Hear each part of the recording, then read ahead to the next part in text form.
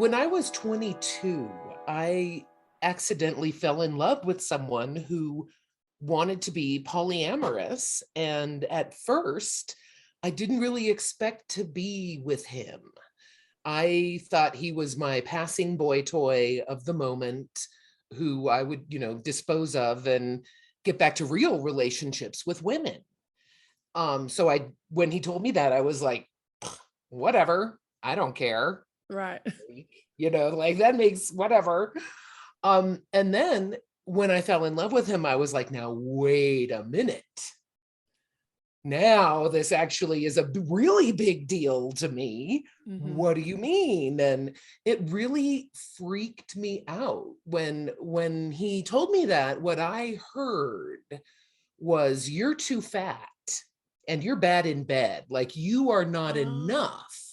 And ironically, through my research, I've realized that's what a lot of monogamous people hear when their partner is like, hey, honey, let's have other people. If honey isn't like, awesome, yes, I've been hoping you would say that, which sometimes they are. Sometimes honey is like, oh, yeah, should I lose weight? Should I wear makeup? I don't know. I've never really worn makeup. Should I try that? Should I be more interesting? Should I start a hobby? Like, are you losing interest in me? Yeah. So as an intellectual, I intellectualized things that frightened me, and it ended up kind of accidentally being my dissertation research. And then it, again, accidentally turned into a longitudinal study. So I think the short answer to that is by accident. Just so for our listeners who may not know, can you tell us a little bit about what polyamory is? And also, is it different from other forms of consensual non-monogamy? I would say polyamory is a form of consensual non-monogamy that emphasizes emotional intimacy among multiple people over the long term, and sometimes including sexual intimacy and sometimes not, kind of depending on people's relationships with each other. So generally, you'll have kind of a web of relationships in which some people are having sex with each other, but some people are not. Right. With polyamory. It's different from swinging in that the emphasis is not necessarily on a couple. Sometimes people do kind of couple with this primary, secondary thing, but they get in trouble in polyamorous relationships sometimes for that kind of, that's contested idea. Some people call that couple privilege, and in swinging, it's fine to be a couple. In fact, it's assumed that you will come as a couple and leave as a couple, and be with other people over the course of the evening or the cruise or the hotel conference, whatever, but go home like your partner is your real partner, and the rest of these folks are just fuck buddies, basically. Right. For polyamory, they're real partners. All of everybody is a real partner. And there's a lot more diversity of sexual orientation among people in polyamorous relationships. Swinging tends to be very heterocentric, accepting of female sexuality, as long as it's, well, especially if it's on display for men to enjoy, but really not welcoming to bisexual or gay men or transgender people or non-binary people. It's a really not a friendly environment for that. Whereas polyamory, there's a lot less focus on this swapping mentality. So the sexual orientation and gender expression is much less important. Ironically, my kids never really dealt with it because their dad and I never really had any partners. I mean, we had like near misses with other people. Well, he had sex with a few other people, but not like an ongoing relationship. So when they were small, wasn't really in their environment. Right. And then by the time I had remarried, They weren't really living with me full time, and my wife's other partners weren't really living with us full time. The one time they did come out and hang out with us while my wife's other partner was living with us seemed to be kind of a big nothing for them. I mean, they've heard me talk about it, but they haven't really been impacted by it. Like, they don't view anyone else as a parent, really. They think of my wife, my estranged wife would be the word for that, as a good friend, but they weren't like little kids that she would tie their shoes or tell them what to do, or, like anything like that. So she's more of not really a disciplinary figure, right? In their lives, not like a real parent who would discipline them. Yeah.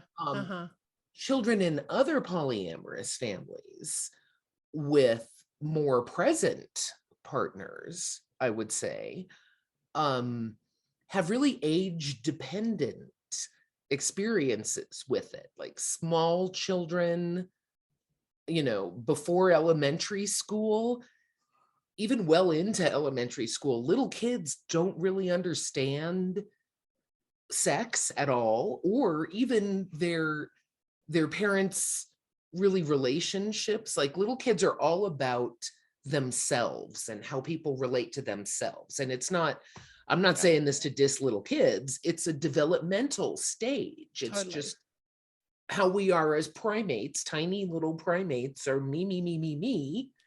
Yeah, of course. And then they kind of figure the world out slowly. So figuring out adults' complex relationships is pretty far out there for a little kid, although they can understand categories. And so sometimes polyamorous parents with small children, if the little kids are like, what's up with this guy? They'll be like, all right, mom has all sorts of different friends. Some of them are kissing friends and some of them are not. And so the kid is like, okay, is this a kissing friend or not? And so the kid has a category to put it in. But what the deeper meaning behind kissing friend, a 4-year-old just has no clue. Right. In elementary school, they start to realize, once they're interacting with their peers, they start to realize, oh, other people's parents don't have sleepovers 5 nights a week. That's weird. In fact, other people's parents never have sleepovers at all. Kids kind of have slumber parties and stuff, but I never see other people's parents having sleepovers. What's up with this? Mm-hmm. So generally they'll come back, and either one of two things happens. They'll either come back and be like, Mom and Dad, you'd never believe this. That kid only has 2 parents. Isn't that wacky? Like, how do they even do that? I don't even know. Did you know there were families like that? Oh my God. Or they'll be like, oh, I see. This is going on. That's going on. All right. I understand this, and we don't really need to talk about this. Like, this isn't that big of a deal. It's kind of too bad for you that you don't have the 12 grandparents on your birthday, giving you lots of presents. Sucks to be you, kid, in a monogamous family, but it's not that big of a deal. Like, it's not hard for them to manage the information with their peers, mm-hmm. because their peers aren't even if they do notice, divorce is so common, that they're like, oh, sure. Like, I know somebody with a dad and 2 moms and another dad, like, it's not that big of a difference. So, once they start to get older and their peers become more astute and they start to kind of grapple with ideas about their own sexuality, then they're a little bit like, oh, now I understand what when they say they're taking a nap. they're not really napping in there. I know what they're doing. That's gross. Yuck.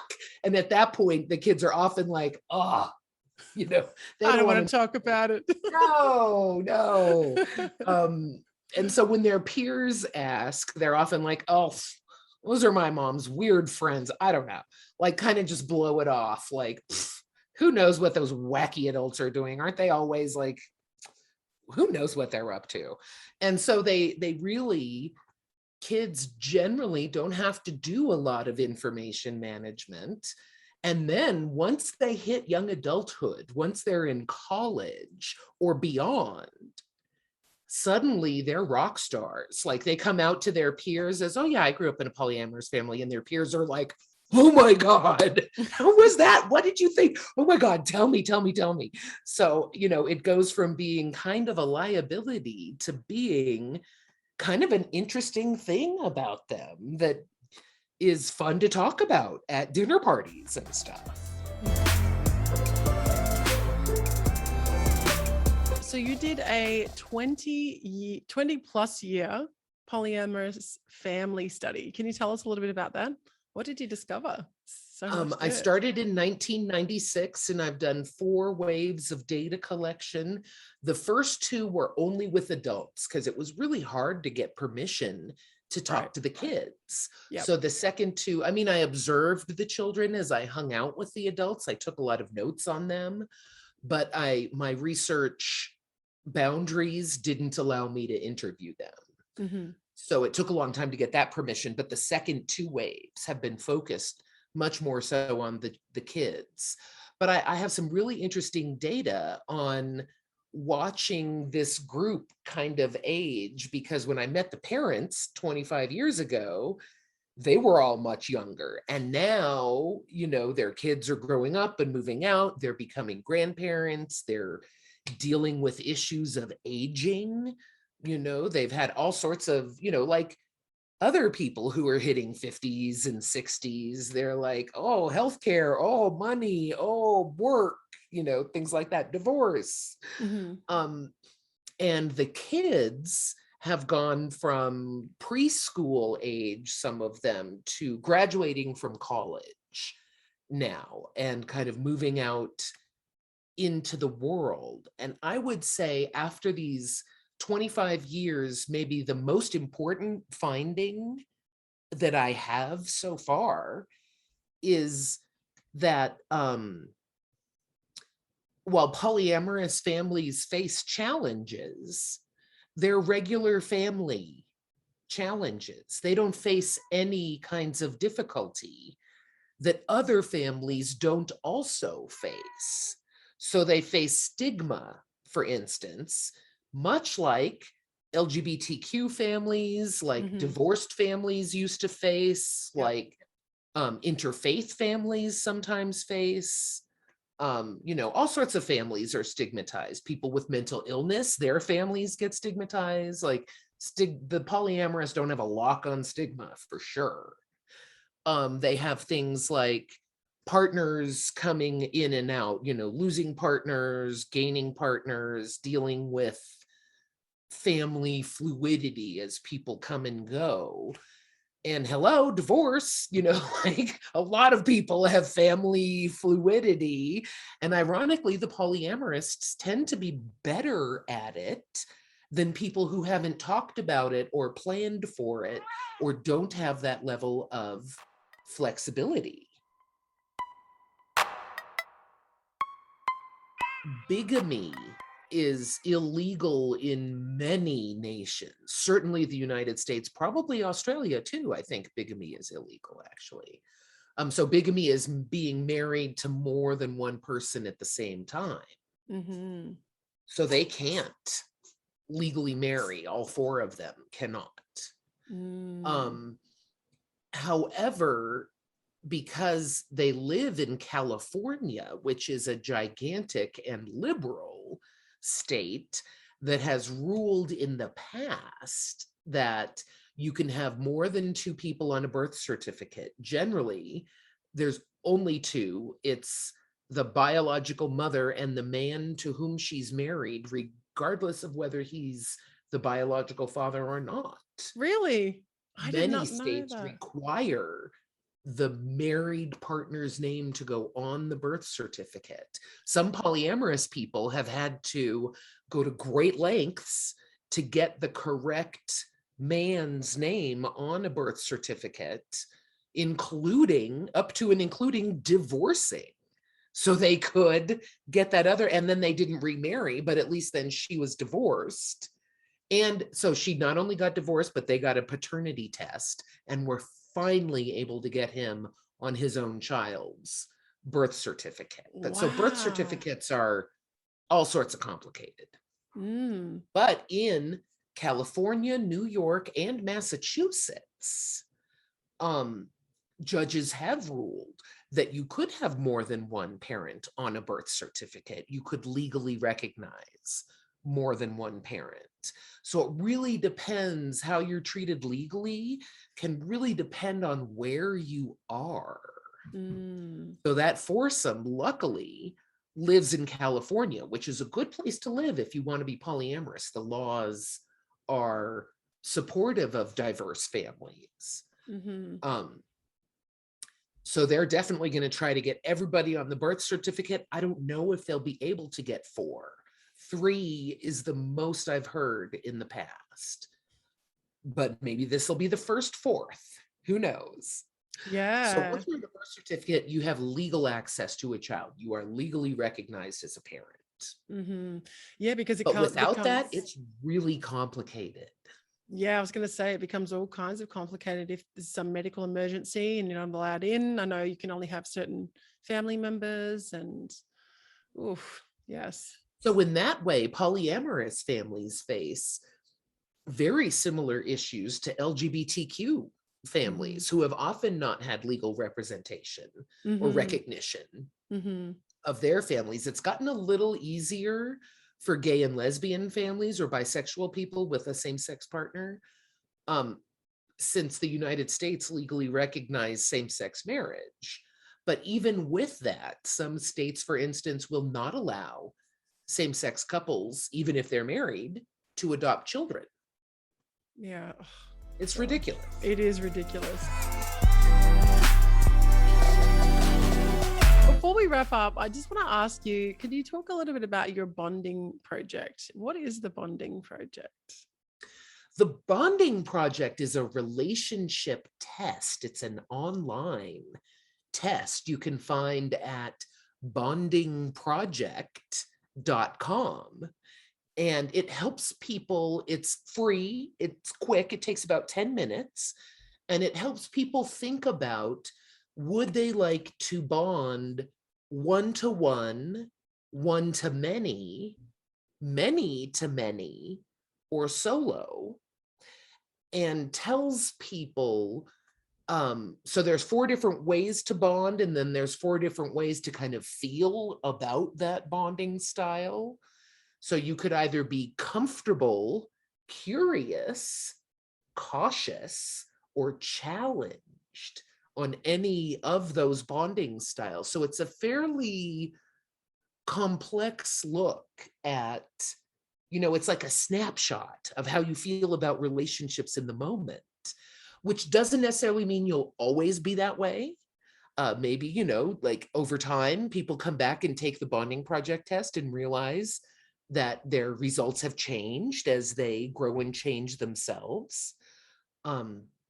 Also, over time, ideally, the bonding project, if we can get the funding for it, we're going to make it much more elaborate. Right now, it's a self-funded thing. We're just, like trying to scrape up our pennies to keep the servers going, keep all of our online ducks in a row. But our idea for the future, if we can create a more elaborate system, is to have a dashboard where people can take multiple tests and develop a fairly sophisticated profile and then compare it with their partner's profiles, and people can compare as a group to each other to see, oh, this whole group, you relate really well around emotion. You've got that down, but you have different views of resources. So that's where you might have some issues, is how to spend your time and money and physical space. But your emotion thing, you've got it, you know.